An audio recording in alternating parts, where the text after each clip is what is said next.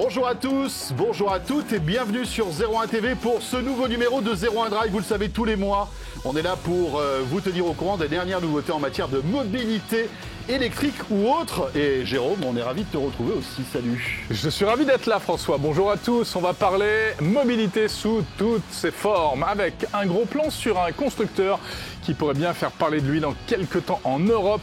On l'appelle le Tesla chinois, c'est la marque NIO. Et puis on retrouvera Dimitri Charaitis tout à l'heure pour l'essai du mois. Jérôme, attention, l'essai du mois, on voit du lourd, c'est la BMW iX3. C'est un SUV et ça a l'air pas mal du tout. Magnifique. On va parler vélo, bien entendu, quasiment comme chaque mois dans 01 Drive avec un nouveau constructeur français. Et vous allez voir, ce sont des vélos hyper high-tech. Alors Jérôme, je sais que tu fais souvent du vélo. Aimerais-tu avoir cet airbag qui est censé te protéger? C'est la startup Elite et c'est français, on en parle tout à l'heure. Mais écoutez, ça fait un joli programme tout ça. C'est parti pour ce nouveau 01 Drive.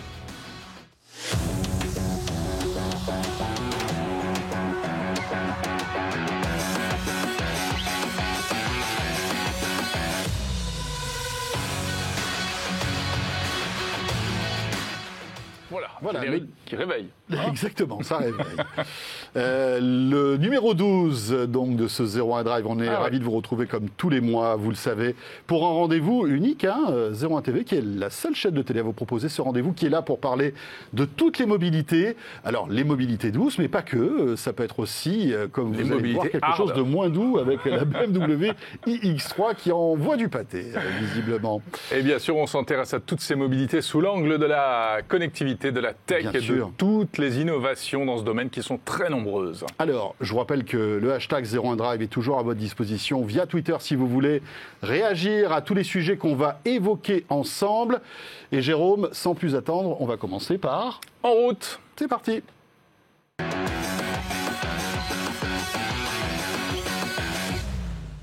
En route, ce sont quelques news qu'on a sélectionnées pour vous parce qu'elles nous paraissent particulièrement intéressantes. Et on va parler tout d'abord, François, de véhicules autonomes, presque vraiment autonomes. Oui, et c'est Honda qui nous a sorti de son chapeau, en fait, un nouveau modèle que vous êtes en train de découvrir ici et qui, pour la première fois, arrive avec un niveau 3 en matière d'autonomie. Alors, tu sais que... Alors, qu'est-ce que ça veut dire niveau 3 ? Le niveau 3, ça veut dire pas mal de choses. Ça veut dire qu'on est presque sur la voiture autonome, Jérôme. À noter que le niveau le plus élevé, c'est le numéro 5. Il y en a même 5 ou 6, je crois. Ah bon ? Ça va jusqu'à 6 ? Si tu comptes le 0. Merci Dimitri. Merci Dimitri qui est là. Et le niveau 3, c'est déjà un niveau très avancé. Ça veut dire qu'on peut lever les mains, en fait. C'est-à-dire qu'on a le droit de ne pas toucher le volant pendant tout un voyage. Mais en revanche, il faut qu'on reste derrière le volant. C'est ça le paradoxe. C'est-à-dire qu'on ne peut pas aller dans le coffre de la voiture pendant qu'elle conduit. On ne peut pas dormir. Voilà, vous êtes obligé de rester dans le cockpit, en fait. En tout cas, à côté du volant. Et c'est intéressant, de le préciser, parce qu'il y a beaucoup de gens qui pensent qu'il y a déjà des véhicules comme ça, que Tesla, on peut lâcher les mains, etc. Et c'est faux. Et c'est faux. Eh bien non, puisque en fait... Certaines personnes le font, mais elles n'ont pas le droit. La Tesla n'a que le niveau 2 en matière de conduite autonome. Et alors, c'est étonnant parce que, justement, on s'attendait à ce que ce soit Tesla qui propose le premier ce niveau 3. Eh bien non, c'est un constructeur japonais qui n'est pas en plus hyper réputé dans ce domaine de la voiture autonome. Honda, eh bien voilà, ils arrivent avec un niveau 3. Alors attention, il y a quand même pas mal de bémols, Jérôme. Ce niveau 3 n'est valable qu'au Japon sur certaines routes particulières. Ce sont des autoroutes qui sont limitées à 50 km/h. Ah oui, d'accord. Voilà. Bon, alors évidemment, c'est des autoroutes à 50 km/h, ça n'existe pas en France, Dimitri. Mais Dimitri Charaitis qui est avec nous, qui est notre, vous le savez, expert dans le monde de l'automobile et de la voiture connectée, tu peux commenter ces images aussi, c'est Dimitri. Pas mal, c'est un début quand même. Oui, c'est un début. Alors Tesla, je reprends un peu ce que vous disiez, Tesla est capable de le faire. Il le fait déjà dans certains États dans lesquels c'est possible. Évidemment, en France et en Europe, c'est limité à l'autonomie niveau 2. Il faut savoir qu'il y a aussi Audi qui est capable de s'aligner sur ce que vient de présenter Honda. Dans les faits, c'est bien, mais vous l'avez souligné, ça reste quand même des cas très cadrés, c'est-à-dire une entrée d'autoroute, une sortie d'autoroute, un passage de péage, et c'est seulement sur ces parties-là qu'on peut évidemment lâcher les mains du volant, mais garder les yeux sur la route. Donc voilà, c'est un progrès. Après, c'est pas du tout dit que ça, en tout cas, c'est pas du tout prêt pour la France et l'Europe, puisque la législation européenne ne le permet tout simplement pas. Donc oui, c'est une démonstration plutôt sympathique, mais on n'est pas encore tout à fait là de notre côté. Chez nous. L'info, elle est plus au niveau réglementaire que technologique, en fait. Et puis, limitons qu'on a cette autonomie de niveau 3 jusqu'à 50 km/h. Hein. Ce qui est quand même... Alors, c'est pas une vitesse qu'on a l'habitude de... Moi, j'ai la même chose sur mon vélo, hein, sans les mains. On va dire que ce sont les débuts de l'autonomie niveau 3 et c'est quand même pas si mal. Bon, c'est bien, on est content, malgré tout. Alors, le futur de la voiture, c'est peut-être aussi la voiture, mais alors... hyper confortable, surtout si on n'a plus besoin de la conduire. Voilà, donc là, imaginons une voiture autonome, tu rentres dedans, tu dis, ben voilà, j'aimerais aller chez Jérôme, paf, la voiture comprend ce que je dis, elle m'emmène directement chez toi, Jérôme, et à ce moment-là, je n'ai même plus besoin de prendre le volant. D'ailleurs, il n'y a plus de volant dans la voiture, c'est simple. Et c'est un concept. Et voilà, comme tu es évidemment VIP, tu as un véhicule hors norme qui est un petit salon roulant. Et ce petit salon roulant, eh bien, écoutez, il va peut-être finir par voir le jour, parce que ça fait longtemps qu'on en parle malgré tout, avec ce prototype signé LG et Hyundai. Il faudrait peut-être dire d'ailleurs Hyundai et LG plutôt. Donc voilà, c'est les Coréens qui sont en force avec évidemment du concept car. Vous le voyez, donc le passager est installé confortablement. Il a une vraie banquette, un vrai siège qui a l'air tout à fait sympathique. En cuir, sympa et tout. Et donc, il est dans un salon roulant, Jérôme. Et au plafond, c'est un écran. Vous l'avez compris, ce n'est pas comme moi sur mon bête véhicule avec un plafond, enfin avec un toit transparent. Hein. Non, là, c'est un vrai écran. C'est un vrai écran qui peut soit projeter des contenus, des films et autres, soit, on l'a vu, nous montrer ce qu'il y a à l'extérieur. Donc ça, c'est magique. Il n'y aura pas que ça. Il y aura un éclairage LED pour l'ambiance. Il y aura un système audio individualisé. Chacun pourra écouter ce qu'il veut. Tu te rappelles, on avait testé ça au CES de Las Vegas l'année dernière. Tiens. Et évidemment, il y aura une machine à café et même un dressing pour poser ton veston. On l'a vu, quand tu arrives. parce qu'il a rangé, et voilà, attendez, vous avez la petite, ça c'est chouette quand même, la petite canette et tout qui arrive, la petite machine à café, c'est cool. Et c'est vrai qu'on a vu que le passager, à un moment, rangeait ses petites chaussures dans un petit tiroir qui était en dessous. Ça n'a l'air de rien, mais écoute. Écoute, est-ce que James Bond, est-ce qu'on a trouvé la voiture de James Bond là? On est d'accord? On pourra se déchausser dans sa voiture dans le futur. Bon, Dimitri, c'est du concept, évidemment, c'est de la science-fiction. Mais ce qui est le plus intéressant pour moi, c'est le grand écran de 77 pouces enroulable. Ouais. Ça, lui, je le veux bien. Il va manquer le volant. Personnellement, il va manquer le volant, mais l'écran, je le veux bien. Et je suis désolé de vous décevoir, c'est pas un concept, car c'est un prototype. C'est un prototype. Ouais. D'accord. Ce truc-là, il est censé, je crois qu'il roule et tout, et où il va rouler bien. Là, il n'a pas l'air de beaucoup rouler. Là, il roule pas beaucoup, oui. Ça, c'était la maquette. Il roule dans un studio. Non, mais comme quoi, évidemment, on le dit, on le répète, on est encore loin de la voiture 100% autonome, mais on voit que les industriels spécialistes dans ce domaine imaginent d'ores et déjà la voiture de demain. Et c'est vrai que la voiture de demain, si on ne conduit plus, il va falloir nous divertir. C'est le tiroir à chaussures. C'est ça, entre autres. Et la machine à café. Voilà, comme quoi c'est avec les bonnes vieilles valeurs qu'on est heureux. Bon, sinon, plus concret, il y a une marque qui fait de plus en plus parler d'elle, qu'on appelle le Tesla chinois, qu'on surnomme le Tesla chinois. On voulait vous en parler parce que dans quelques temps, et peut-être très très vite, dès l'année prochaine, eh bien, ça deviendra une réalité, notamment chez nous en Europe, c'est la marque NIO. NIO, c'est un constructeur chinois qui est le leader de la voiture électrique en Chine, qui est en plus le chouchou un peu de tout l'univers tech chinois, de la bourse, etc., de l'État aussi, qui met beaucoup d'argent, qui a été fondé à Shanghai en 2014, qui est dirigé par un monsieur qui s'appelle William Li Bin et qui fait des promesses incroyables. Alors, ils ont déjà sorti plusieurs SUV avec des batteries assez puissantes de 100 kWh qui permettent 600 km d'autonomie. Et ils annoncent pour bientôt un modèle avec une batterie de 150 kWh qui aura une autonomie de 900 km. C'est plutôt pas mal ça, non ? Oui, alors, c'est pas la première fois qu'on voit une marque chinoise, un constructeur chinois vouloir envahir l'Europe. Ouais, mais celui-là, il est bien parti. Alors, oui, c'est vrai. Mais il faut quand même rappeler qu'il y en a certains qui devaient sortir quelque chose et qui ne l'ont jamais fait. Comment il s'appelait d'ailleurs ? Je sais plus. C'était au CES de Las Vegas. On nous avait fait le show à Las Vegas. Vanté les mérites d'une voiture chinoise hyper high-tech, etc., qui n'est jamais sortie finalement. Faraday ? Pardon ? C'était pas Faraday ? Je crois que c'était Faraday, en effet. Exactement. NIO, c'est plus sérieux, Dimitri ? Ça a l'air. Après, pour le moment, c'est surtout une valeur boursière. Je crois qu'ils ont vendu à peine 60 000 véhicules en Chine, donc ça reste quand même assez petit. Oui, c'est ce que vous disiez, c'est-à-dire qu'il y a énormément de soutien, qu'il soit de la part de l'État ou de la part des investisseurs là-bas. Ils ont un petit assistant sur lequel ils communiquent beaucoup et auquel ils ont l'air de croire beaucoup. C'est la petite boule qu'on voit sur le tableau de bord. Là, Pour le moment, ça ne propose pas beaucoup plus que ce que font des voitures haut de gamme ici sur du réglage électrique ou des pré-réglages. Donc un peu perplexe. Un peu perplexe pour le moment, mais après à voir. Après, s'ils arrivent l'année prochaine en Europe en cassant les prix, et puis là, ça change ils arrivent avec des objectifs assez mesurés. Je crois qu'ils veulent vendre quelque chose comme 7000 véhicules, donc c'est pas non plus complètement déconnant. Donc après, il faut voir. En tout cas, ils prennent clairement le chemin de Tesla en copiant non seulement la partie véhicule, mais aussi la partie soft, en essayant d'apporter quelque chose. Donc pourquoi pas, c'est intéressant. Ouais. Demain, on se posera peut-être la question, oh là là, est-ce que j'achète une voiture chinoise avec toutes mes données qui vont partir sur des clouds chinois ? C'est vrai que une voiture aujourd'hui électrique connectée, c'est comme un smartphone. Hein. On peut faire l'analogie en termes de récupération de données. Tesla, c'est un aspirateur à data. Hein. Et voilà. En tout cas, intéressant, mais c'est bien qu'il y ait une émulation et de la concurrence. Exactement. Voilà. Surtout si les prix sont intéressants. On suivra donc cette marque NIO. On en entendra sans doute parler en 2021. Et bien voilà pour l'actu de cette semaine dans ce 01 Drive. Je vous rappelle que tout à l'heure, on vous fera découvrir un airbag pour vélo. Ça a l'air assez impressionnant. On aura le fondateur de ce concept qui s'appelle Ellipte. Et puis on découvrira un nouveau vélo aussi, Jérôme. Il s'appelle vélo électrique français qui s'appelle Fluide. Exactement. Est-il fluide ? Réponse tout à l'heure. Bien joué, Jérôme. Il est temps de retrouver maintenant véritablement Dimitri pour l'essai de ce mois.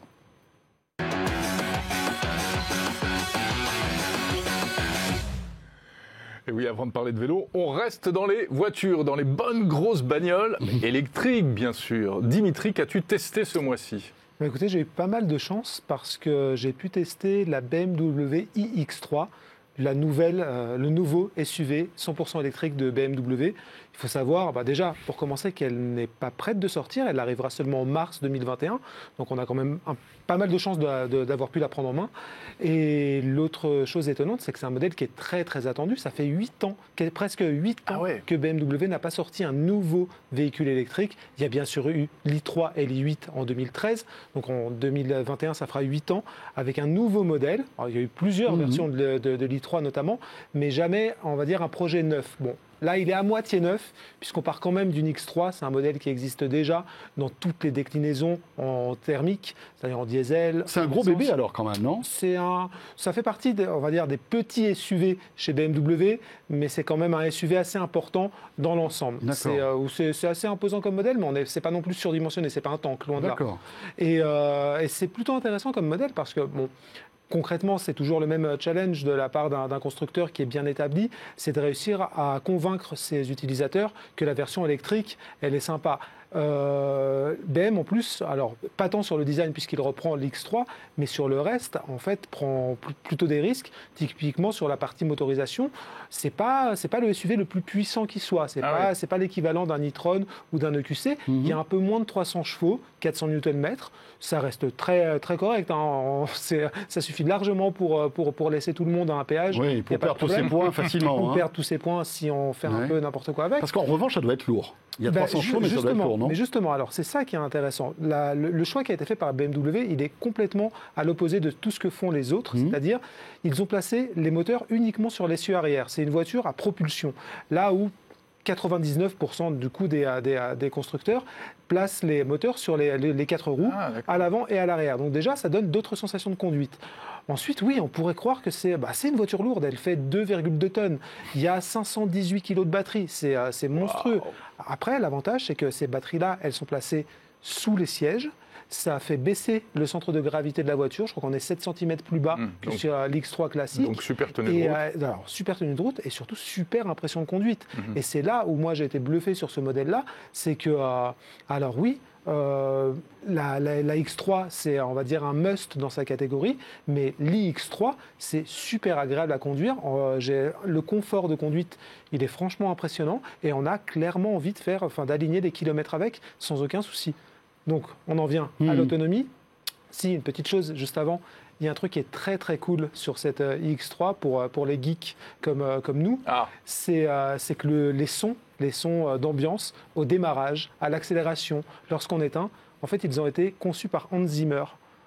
Vous Hans voyez, Zimmer, le voilà. célèbre compositeur. Exactement. Alors, c'est pas du Gladiator, hein, Non. on n'en est pas là, mais le son est plutôt sympathique. Enfin, c'est rigolo. Et en plus, il change en fonction du mode de conduite. Donc, un mode sportif va donner un son un petit peu futuriste, un petit peu sympa. Voilà, c'est la petite touche, la petite geekerie qui lui va bien. Donc, nous, on a apprécié en tout cas. C'est génial. Ça veut dire que peut-être demain, tous les véhicules auront leur signature sonore. C'est déjà le cas. En fait, chaque constructeur travaille sur des signatures sonores avec plus ou moins de succès. Oui. Typiquement, on a testé récemment la Mustang Mach-E qui communique beaucoup sur ce son made in Ford là aussi. C'est pas aussi convaincant. En tout cas, c'est pas aussi assumé que chez BMW. Enfin, Dimitri, de toute façon, on est d'accord que rien ne vaut le bruit de la Renault Zoé. Hein, je ne vais rien dire pour n'offenser personne sur ce plateau. Non. Mais c'est pas ironique parce que je trouve qu'il est plutôt sympa. Non, il est pas mal. Volante, quoi. Voilà. Ça fait un peu souple. Ça va un poil au-dessus côté BM. Ouais. Tout comme l'autonomie. Alors, elle est annoncée à 460 km par BMW. C'est plutôt pas mal. Dans les faits, alors on a conduit un petit peu de manière un peu plus péchue sur notre essai. On a tourné sur un peu moins de 23 kW par 100 km. Ça fait, en fait, on devrait pouvoir arriver à 400 km d'autonomie en conduisant, on va dire, correctement, de manière assez coolée. Donc c'est plutôt sur autoroute aussi. Sur autoroute, oui. Ouais. Sur autoroute, alors on a un confrère qui a réussi à descendre sous les 20 kWh. On a, pareil, en allant à 130, entre 110 et 130, sans jamais accélérer brutalement. Et c'est faisable, c'est faisable. Nous, on n'a pas suffisamment pu la tester, en tout cas pas assez sur l'autoroute pour pouvoir, on va dire, annoncer de telles valeurs. Mais de ce que j'ai pu voir par ailleurs, ça a l'air de fonctionner. Avec 500 kg de batterie, j'ai envie de dire, c'est un peu la moindre des choses. Bien sûr, mais ça veut dire concrètement qu'une voiture qui donne envie de rouler comme beaucoup d'électriques, celle-ci, elle commence à être quelques-unes dans cette catégorie-là, elle peut effectivement commencer à vous emmener sur des trajets longs. Après, l'autre particularité, c'est la vitesse de recharge. Oui. Si évidemment on trouve une borne compatible, ça c'est une autre histoire, Dimitri. Mais je peux la recharger jusqu'à quelle vitesse là ? Elle prend jusqu'à 150 kW, c'est-à-dire qu'en gros on peut faire de 0 à 80% de batterie en un peu plus de 30 minutes, je crois que c'est 34 minutes. C'est correct. Et si on a besoin d'un petit shot d'énergie, en 10 minutes, on peut reprendre 50 km. Alors, là sur des chargeurs dédiés ? Non, sur des chargeurs rapides, sur du Ionity typiquement, quand on fait des longs trajets. À la maison, comme toutes les voitures, c'est dépendant de la taille de la batterie. À la maison, pour remplir sa batterie de 74 kWh, c'est 40 heures. Sauf si on a une wallbox un petit peu plus puissante. Une wallbox, c'est en 7 heures, c'est-à-dire une nuit globalement. De 0 à 100. Oui, de 0 à 100, bien sûr. Mais bon.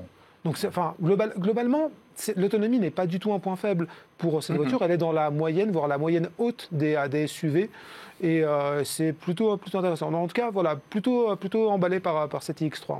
Le prix, on n'en a pas parlé. On n'en a pas parlé parce qu'il est... Parce que c'est tabou, en fait. Parce qu'on ne parle pas d'argent entre nous, Dimitri, c'est ça. Bien sûr. Non, on va dire qu'elle est dotée d'un très bon niveau de finition. Elle existe en deux versions. Ça va, tu ne travailles pas chez BMW, vas-y. Mais elle est chère.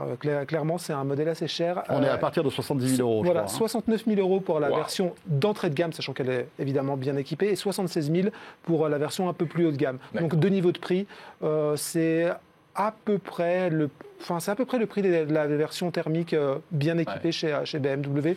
Donc c'est pas non plus complètement déconnant. Et vu le prix, on n'a pas d'aide, on n'a pas beaucoup d'aide là. À ce niveau-là. Pas à ce niveau-là, puisque je crois qu'il faut être en dessous de 50 000 euros pour pouvoir bénéficier. C'est 45 000 euros pour le bonus plein, et au-dessus de 50 000, on n'a plus rien. Au-dessus de 60 000, on n'a plus rien. C'est le diesel de l'électrique, ça finalement. C'est le truc dont... Écoute, voilà, qui est un peu... Ça fait rêver, mais bon. Après, voilà, il y a des gens qui ont les moyens de pouvoir mettre 80-100 000 euros dans une voiture. Encore une fois, c'est une démonstration de ce qu'on peut faire sur une voiture, on va dire... très bien pensé, donc forcément assez cher. Il existe d'autres voitures électriques qui, elles, peuvent souscrire au bonus électrique, bonus écologique, et qui du coup sont aussi très intéressantes. On a testé typiquement la Twingo très récemment, la Twingo ZE, qui est beaucoup moins chère, qui est 5 fois moins chère que la BM, et qui, pour d'autres types de trajets ou pour une autre utilisation, justifie largement son prix. Donc si on a un budget de 70 000, c'est un véhicule qu'on peut vraiment recommander. Complètement. D'accord.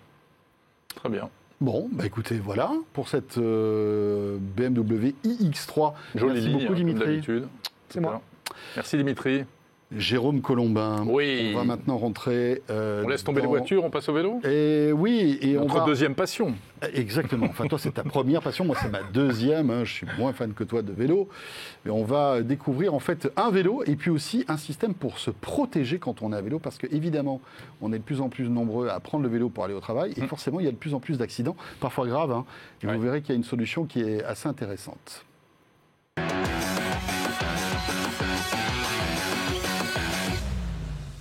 C'est donc une marque française qui arrive sur le marché, j'ai envie de dire une de plus. Et oui. Hein, la marque Fluide avec 2 L, qui appartient, je crois, à une maison mère qui s'appelle Fuel. Avec 2 L. Avec 2 L aussi. C'est ça. Et on va en parler voilà, avec notre invité François-Xavier Terny qui est avec nous en visio. Bonjour François. Bonjour. Bonjour à tous. Et merci d'être avec nous dans 01 Drive.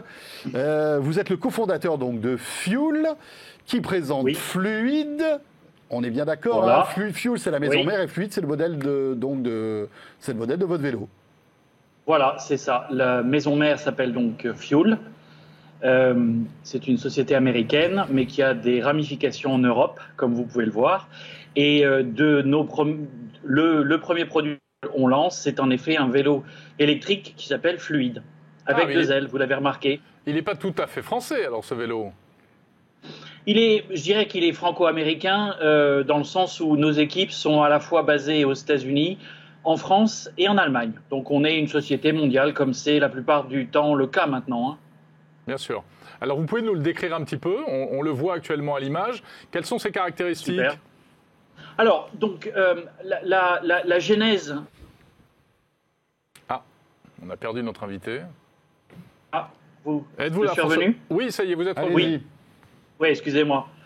Donc, la genèse de Fluide et de Fuel plus généralement, c'est repenser la mobilité urbaine. Donc, en fait, Fuel a comme mission de réinventer la mobilité urbaine, de proposer une gamme de véhicules autour de l'électrique, autour des déplacements courts et moyenne distance. Le premier produit qu'on a sorti, c'est donc le Fluide. C'est un vélo électrique qui a été pensé à la base comme un vélo électrique modèle speed bike. Les speed bikes sont ces vélos immatriculés qui vont à 45 km/h.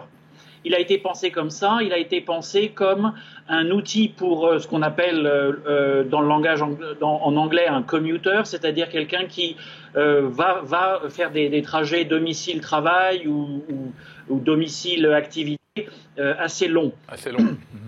Oui, donc c'est-à-dire plus de 3 km typiquement. Et donc, on a besoin d'un vélo qui a de l'autonomie et qui a de la vitesse, d'où la manière dont a été pensé Fluide. C'est-à-dire que là, le vélo peut aller jusqu'à 45 km/h, hein, c'est ça ? Alors oui, il y a 2 modèles et la différence, c'est quelques éléments et surtout le logiciel. La législation en Europe fait qu'il y a 2 ce qu'on appelle les vélos à assistance électrique qui sont classés comme des vélos qui donnent une assistance jusqu'à 25 km/h. Fluide 1, c'est un vélo à assistance électrique qui va jusqu'à 25 km/h. Et puis il y a le Fluide 1S, qui est lui classé dans les speed bikes. C'est l'équivalent des mobylettes quand j'avais 14 ans. C'est-à-dire que ça donne une assistance jusqu'à 45 km/h, mais ça a besoin d'une petite plaque à l'arrière, donc il faut l'immatriculer. On a besoin de porter un casque vélo et on a besoin de respecter le code de la route puisqu'on ne va pas sur les pistes cyclables. Oui, c'est très particulier. Vous l'avez dit, c'est comme un cyclomoteur. Oui, c'est comme un cyclomoteur en fait. Alors, on voit que ça remplace le... Oui. Allez-y. Oui, non, ça remplace le cyclomoteur. Et bon, moi, je suis de la génération qui avait des mobylettes entre 14 et 16 ans et qui adorait ça. Bon, ces pétrolettes, elles sont plus au goût du jour parce que c'est plus le goût des jeunes. Et puis surtout, les aspects de pollution, de perte de l'huile un peu partout, c'est plus du tout au goût du jour. Par contre, le besoin de se déplacer assez rapidement sur des distances qu'on ne va pas appeler longues, mais quand même plus que 2 ou 3 kilomètres, il existe toujours. Et quand on veut repenser la mobilité urbaine, quand on veut repenser la manière dont on se déplace dans la ville, on ne peut pas se limiter à juste un vélo où il faut pédaler et on atteint péniblement 20 km/h. Donc voilà, d'où la genèse de Fluide. Alors François-Xavier Terny, on le voit, il y a 2 batteries visiblement, ce qui veut dire que l'autonomie est de combien ? Et l'autonomie est très importante. Alors l'autonomie, on l'a testée jusqu'à 200 km. Alors bien sûr, en mode éco et en pédalant, en pédalant bien. Maintenant, en mode sport, en mode maximum, puisqu'il y a 5 niveaux d'assistance, et en roulant à 45 km/h comme est fait ce speed bike, on a encore 70 à 80 km d'autonomie. Donc c'est vraiment un remplacement. Pour nous, on l'a imaginé comme un véritable remplacement de la voiture ou de la petite moto. Alors parlez-nous, est-ce qu'il y a de la connectivité sur vos véhicules ? Alors, pas sur le modèle que vous avez actuellement, elle arrive sur 2021. Le modèle 2021, ça c'est un scoop que je peux vous donner parce qu'on l'a annoncé encore nulle part. Le modèle 2021 aura la même tête, mais il aura un module de connectivité inséré dans le cadre qui permettra de faire connaître la position de son vélo, connaître l'état de sa batterie, de ses principaux équipements. Mais également beaucoup d'autres choses comme revoir ses trajets, faire du geofencing, c'est-à-dire faire en sorte que s'il sort d'une zone délimitée, vous soyez alerté, très typiquement pour le vol, et d'autres aspects de connectivité que l'on va révéler au printemps 2021. Bon, ça a l'air très prometteur ce vélo-là, mais avec tout ce que vous venez de nous décrire, on a un petit peu peur de vous demander le prix. Le prix, il est en conséquence des performances et de la qualité du vélo. Et je pense que dès qu'on rentre un petit peu dans le détail de ce qu'est ce vélo, à 4 000 €, il est fondamentalement pas si cher que ça. C'est vrai que c'est troublant de dire ça parce que 4 000 €, c'est une... c'est dans les prix du marché pour ce type d'engin, de toute façon. C'est dans le marché. Je sais que beaucoup de gens voient un vélo électrique comme quelque chose qui vaut 1 500, 2 000 €, comme un beau vélo électrique. Et c'est vrai, pour ces prix-là, on a des beaux vélos électriques. Mais là, je vous rappelle qu'on a le choix entre un vélo électrique ou un speed bike, 45 km/h, que tout a été pensé pour aller à 45 km/h. Donc, les pneus, les roues, la courroie d'entraînement, on n'a pas de chaîne, les vitesses intégrées dans le moyeu arrière, le moteur haute performance, les freins, la solidité, la rigidité, l'équilibre entier du vélo fait que ça n'a plus grand-chose avec un vélo. Et d'ailleurs, on devrait lui trouver un autre nom que vélo électrique parce que quand vous le voyez, ça ressemble plus tellement à un vélo. François-Xavier, alors je suis en train de naviguer sur votre site. Vous avez un autre projet qui est peut-être encore plus ambitieux. Tu en as commandé un ? Oui. Qui est un scooter électrique. Est-ce que vous pouvez nous en dire un petit mot ? Alors, si vous allez sur le site, vous voyez les 2 produits que nous avons actuellement. L'un qui est en vente, le fluide, dont on vient de parler, et l'autre qui est encore en développement, qui est la moto électrique Flow, là aussi avec 2 ailes. La moto électrique Flow, c'est notre conception d'un remplacement d'un maxi-scooter ou d'une petite moto de ville par de l'électrique avec un format qui est très compact, qui reprend les forces de l'électrique, c'est-à-dire qu'on a été capable de revisiter l'ensemble des fonctions mécaniques de la moto. Par exemple, le moteur n'est plus sous le réservoir, qui n'existe plus, qui est maintenant un logement de 50 litres où on peut mettre des affaires, un ordinateur, un cartable, des courses, que sais-je encore. Et là où en fait il y avait le moteur a été mis dans la roue arrière. On a plusieurs brevets là-dessus. C'est une roue moteur que l'on a inventé, qui permet d'avoir suffisamment de puissance pour en faire une moto aux performances classiques, mais qui libère beaucoup de place pour justement mettre beaucoup de batterie dans la moto et avec un centre de gravité très bas. Voilà, alors, donc beaucoup de choses aussi sur cette moto, mais elle est encore en développement et croisons les doigts, elle arrive en 2022. Avec une autonomie de 240 km, 90 km/h de vitesse, de pointe. Donc 2022 pour cette Flow, c'est ça hein. Voilà.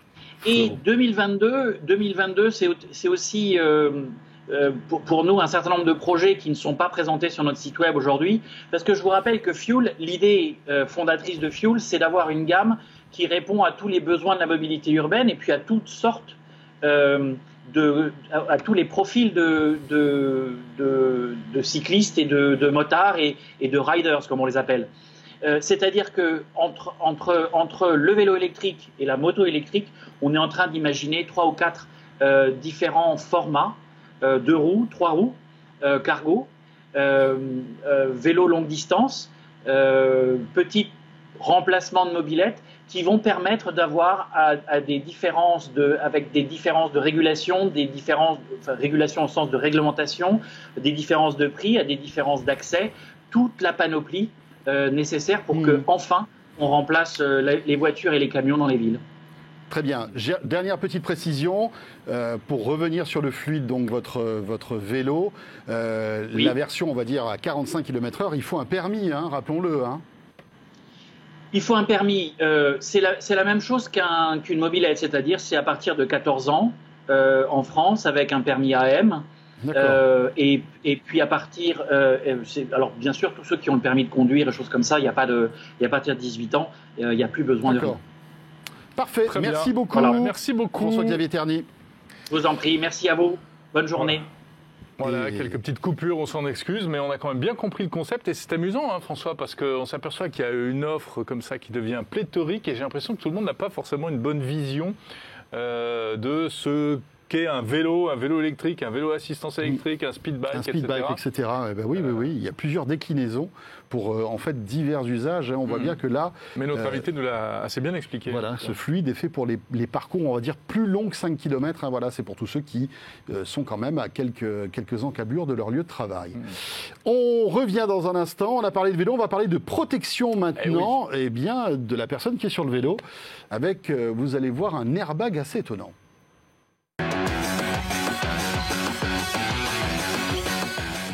Un airbag pour cyclistes. Je crois qu'il y a déjà des choses qui existent pour la moto, mais pour le cycliste, à ma connaissance, il n'y avait rien jusqu'à présent. Eh bien voilà, c'est une entreprise française qui s'appelle Elite et en principe, son fondateur, Gérard Thévenot, est avec nous en ligne. Oui, bonjour, effectivement, on est en ligne, on a réussi à se connecter. Parfait, formidable. Merci Monsieur Thévenot d'être avec nous. Vous êtes le fondateur d'Elite. Alors rien à voir avec la société qui a des mannequins, hein, je tiens quand même à le préciser. Enfin, cela dit, vous avez un mannequin. Oui, secrétaire. Cela dit, vous avez un mannequin sur votre gauche qui pourrait peut-être défiler chez Elite aussi. Alors expliquez-nous, qu'est-ce qu'Elite ? Alors Elite, c'est une société qui est vraiment spécialisée dans la protection des activités à risque. Grâce à des airbags, donc ce sont des vestes qui sont sur la personne, sur le motocycliste, le cycliste, la personne âgée, qui vont les protéger. On va détecter la chute ou l'accident, et quand on a détecté cet accident, l'airbag se gonfle et va protéger le thorax, l'abdomen, le dos, le cou. Très bien. Donc, par exemple, là, on vient de voir à l'instant une scène classique, malheureusement classique, qui peut se produire en ville. C'est le cycliste qui arrive et une portière de voiture qui s'ouvre. Votre airbag peut protéger véritablement le cycliste contre ce risque ? Bien sûr, il est dessiné pour ça. Il existe, tout le monde connaît le casque qui protège la tête, mais il y a énormément de lésions en vélo qui sont ailleurs que sur le crâne, notamment des lésions au niveau du cou. 60% des lésions graves sont des lésions au niveau thoracique, donc c'est très important d'avoir une très bonne protection devant. Vous le voyez sur le mannequin qui est à ma gauche. Et bien sûr le dos, parce que si vous basculez par-dessus la voiture et que vous retombez sur un coin de trottoir, il faut vraiment qu'on ait une très très bonne protection de la colonne vertébrale. Gérard Thévenot, juste un mot sur comment fonctionne tout ça. J'imagine qu'il en faut des capteurs, non, pour que en fait ce gilet détecte qu'on est dans une situation d'accident pour se déclencher. Comment ça marche en fait ? C'est aussi efficace qu'un airbag de voiture ? Alors, ça a un gros avantage par rapport à l'airbag de voiture, c'est qu'il part de la personne pour aller vers l'extérieur, alors que l'airbag de voiture part du volant pour venir vers vous. Ah oui. L'airbag voiture, il est très intrusif, alors que nous, on peut faire des gonflages, on en fait tous les jours, c'est absolument indolore. Ça surprend parce que ça va rigidifier le corps, hein. On a une protection pour éviter les impacts, mais aussi pour rigidifier le corps. Si vous êtes tenu comme dans une coque de pompier, la colonne vertébrale, elle ne va pas se plier. Donc ça fait une bonne protection pour la colonne vertébrale. Alors la détection, effectivement, on a différents systèmes. En moto, il y a un système qui marche très bien, c'est un système mécanique. On s'attache à la moto et puis en cas d'accident sur une moto, on est toujours éjecté. Et donc au moment de l'éjection, ça tire sur un câble qui va déclencher l'airbag. Mais pour le vélo, comme le vélo est beaucoup plus léger, on ne peut pas trop jouer avec ce système de tirer sur le vélo. Donc on a un système de capteurs avec des accéléromètres, des gyros, un GPS qui vont analyser toute la situation. Et on a aussi des capteurs qui sont positionnés avec un petit clip sur le cadre du vélo. Et on analyse autant les mouvements du cycliste que du vélo. Si par exemple vous tapez, comme vous l'avez noté, dans une portière de voiture, c'est la roue avant qui va toucher la portière avant et on veut gonfler le plus rapidement possible. Donc là, c'est le signal qui va être donné par les capteurs qui sont sur le vélo. Ce signal va être envoyé vers la veste qui va se gonfler. Et bien sûr, on a un algorithme assez élaboré qui est dans la veste qui va analyser si c'était un nid de poule ou bien on monte un trottoir ou bien si vraiment on a un obstacle frontal. Alors, donc ça veut dire qu'il faut que le vélo soit compatible avec votre airbag, c'est ça ? Alors, pas le vélo, mais on a des petits capteurs qui se clipsent sur le cadre du vélo qui permettent d'améliorer la détection. Le gilet, il marche aussi tout seul. Vous pouvez l'utiliser si par exemple vous faites une chute, que vous n'avez pas un impact frontal ou vous êtes pris par la voiture par derrière, vous allez chuter, on va détecter la rotation du cycliste, un mouvement qui n'est pas une utilisation normale, en utilisation normale, sauf en vélo freestyle, mais ce n'est pas le but pour l'instant. Et donc là, ça va marcher aussi sans le capteur qui est sur le vélo, mais on a de bien meilleurs résultats. On détecte, on va dire, 95% des accidents si on a le capteur qui est sur le vélo, en complément du capteur qui est sur la veste. Gérard Thévenot, combien coûte cet airbag ? Alors, c'est 690 € TTC, mais en ce moment, il faut en profiter parce que le gouvernement offre des aides et les entreprises offrent des aides. Si, par exemple, vous allez en vélo à votre travail, vous pouvez demander une aide pour les matériaux de sécurité. Ça peut être des casques, des gants ou un airbag. Et c'est des aides qui peuvent aller jusqu'à 400 €. Ah oui, d'accord. Mais et une fois qu'on l'a utilisé, on le jette ou c'est réutilisable ? Non, parce que un airbag voiture, quand vous l'utilisez, vous jetez la voiture aussi. Nous, on va quand même avoir beaucoup de cas où une priorité qui est grillée, on va taper dans une voiture, on va rouler par-dessus, mais l'airbag va être réutilisable derrière. Il suffit de changer la cartouche. Il y a une cartouche à dévisser, une cartouche de gaz. On dévisse la cartouche, on remet une nouvelle cartouche et on peut repartir pour de nouveaux exploits. Oui, c'est ça, c'est exactement. Gérard, juste une question. Est-ce que vous arrivez à mesurer l'efficacité de votre système ? C'est-à-dire que...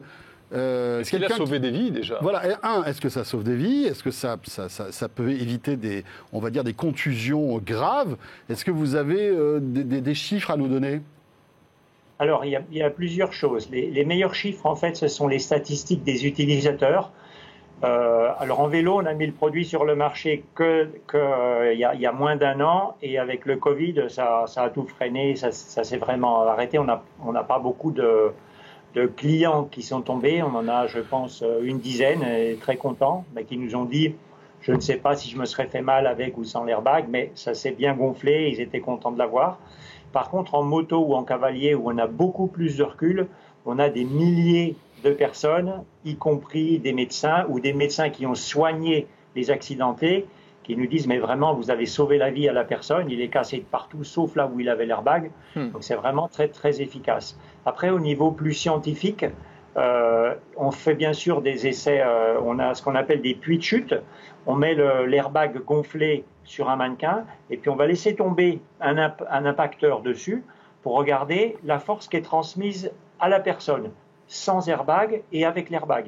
Et il y a une énorme amélioration si vous êtes protégé par un airbag. Ça se comprend un petit peu. Vous essayez de vous faire tomber sur un trottoir à plat ou bien avec un matelas pneumatique. On sait qu'avec un matelas pneumatique bien gonflé, un peu épais, on se fera beaucoup moins mal. Bien sûr. Donc il y a cette partie mécanique, la protection par l'airbag qui est assez évidente. Puis au niveau de la détection de l'accident, on a fait énormément de crash tests en interne. On a des ingénieurs qui sont spécialisés en biomécanique sur les crash tests. Et on fait beaucoup d'essais de soit le vélo qui va taper sur la voiture, soit le vélo arrêté qui peut être arrêté à un feu rouge et qui se fait percuter par une voiture. Et on vérifie avec des vidéos haute vitesse qu'effectivement l'airbag est bien gonflé au moment de l'impact. Alors il y a des accidents qu'on ne va pas protéger. Si par exemple vous percutez un camion de face à 100 km/h, airbag ou pas airbag, on ne sera pas en bonne forme, ça c'est clair.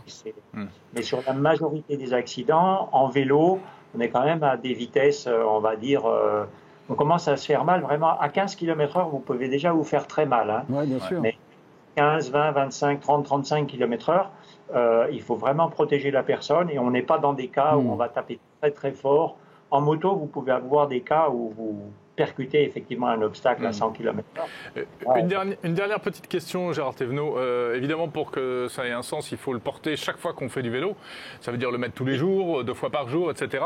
C'est pas désagréable, enfin, c'est facile à mettre par-dessus des vêtements, etc. Alors là, j'en ai un moi-même. Là, je vais m'éloigner un petit peu pour que vous voyez. Donc, je l'avais sur le... c'est quand même très aéré, parce qu'en vélo, on pédale. Ouais. On a une partie avec un filet. Dans le dos, c'est pareil, c'est du filet. Et donc, en le portant en utilisation normale, c'est quand même bien aéré, bien respiré. Non, ça reste un vêtement. Hein. Si vous avez un t-shirt, vous avez plus chaud que si vous n'avez rien. Mais c'est très léger. Et facile à porter. Esthétiquement, ça se voit peu. Non, ça vous va bien. Ça vous va franchement, écoutez, là, c'est très bien. Merci beaucoup, Gérard Thévenot, fondateur d'Elite. Donc, une innovation française qui peut, éviter quelques fractures, voire même, dans le meilleur des cas, sauver des vies. Merci beaucoup. C'est moi qui vous remercie.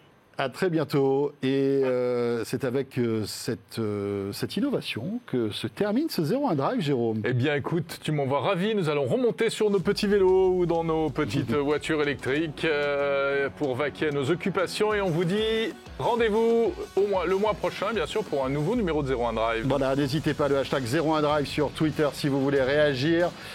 Nous dire un petit peu ce que vous pensez des sujets qu'on a évoqués ensemble. Et on sera là, effectivement, Jérôme l'a dit, le mois prochain. Portez-vous bien, à très bientôt sur 01 TV. Dernière chose, vous pouvez retrouver dorénavant le replay de ce 01 Drive sur les box SFR, Orange et sur Freebox depuis peu, donc profitez-en. Si vous avez par exemple, si vous êtes tombé sur la chaîne et que vous avez raté le début de l'émission, le replay est disponible. Si vous tombez sur la chaîne, mettez l'airbag, ça vous protégera. Salut à tous. À très bientôt.